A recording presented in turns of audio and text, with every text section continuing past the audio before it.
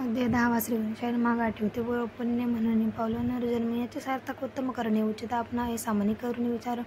आरंभेले स्वामी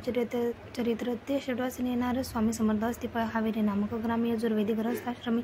बाळापानामे द्विज कोणी राहत होते आनंदे संपत्ती आणि संतती अनुकूल सर्व त्यांप्रती सावकारी सराफी करती जणी वागती प्रतिष्ठित 30 वर्षाचे वय झाले संसारात ते बघले सदूर सेवेचे दिवस आले मते पालटली त्यांची जरी संसारी वर्तते तरी मनी नाही शांती योग्य सदूर आपणाप्रती कोठे आता भेटेल पंचपक्वाने सुवर्णदाटी भरून आपणापुढे येते पाहून या स्वप्ने अशा गोष्टी उल्हासले मानस तात्काळ केला निर्धार सर्व सोडावे सर्व घरदार मायापाश दृढतर विवेक शास्त्री तोडावा सोलापुरी कामा मासे सांगून सर्वत्रांचे निघाले सदूर शोधाचे घरदार सोडले मोरगोडी ग्राम प्रख्यात होते ते आले फिरत जेथे चिदंबर दीक्षित महापुरुष जन्मले मोरगोडी मल्हार दीक्षित वेदशास्त्री पारंगत धर्मकर्मी सदारथ ईश्वर भक्त तैसाची परितया नाही संतती म्हणून या उद्विग्न चित्त मग शिवाराधना करती कामना चित्ते धरुणी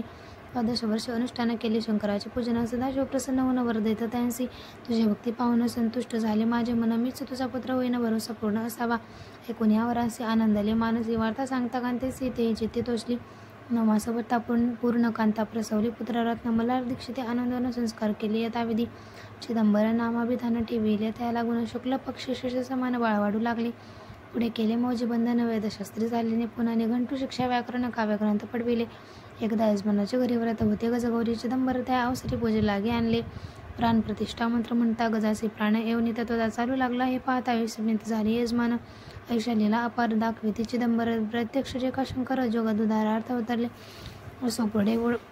प्रौढपणी यत्न केला दीक्षिताने सर्व सामग्री मिळवून द्रव्य बहुत खर्चले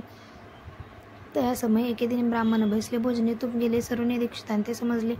जल्ले भरले होते गट त्यांचे लावता अमृत असतं ते गरत झाले समजता आश्चर्य करते सर्वजण तेव्हा पुणे शहरामाचे पेशवे होते रावबाजी एके समय ते सहजी दर्शनात ते पातले अन्यायाने राज्य करीत दुसऱ्यांचे द्रव्य हरित यामुळे जण झाले त्रस्त दादा त्यांची लागेना तयानी हे एकूण मुरगुडे आले धावून म्हणते दीक्षितांशी सांगून दादा आपली लावावी रावबाजीचे वृत्तांत कर्णपकर्णी झाला श्रोता म्हणते जे सांगतील दीक्षित ते अमान्य करवेना मग दीक्षितांशी निरोप पाठविला आम्ही येतो दर्शनाला परी आपण आम्हाला त्वरित निरोप द्यायचे ऐसे सांगता दीक्षितांप्रती त्यावेळी काय बोलते आता पालटली तुझी मती त्वरित मागसी निरोप कोपलातच बरे ईश्वर जाईल राजलक्ष्मी सर्व वचने ठेवी निर्धार निरोप तुझला दिला असे सिद्ध वाक्य सत्य झाले रावबाजींचे राज्य गेले ब्रह्मावरती राहिले परंतंत्र जन्मावरी एके समय कलकोटी दीक्षितांच्या निघाल्या गोष्टी तेव्हा बोलले स्वामी येते आम्ही त्या ते जाणतो यज्ञ समारंभाची अवसरी आम्ही होतो त्यांच्या घरी तूप वाढण्याची कामगिरी आम्हाकडे तय होती महासिद्ध दीक्षित त्यांच्यावर नेले अल्पव्रत मरगोडी बाळपा येत पुण्यस्थान जाणवणे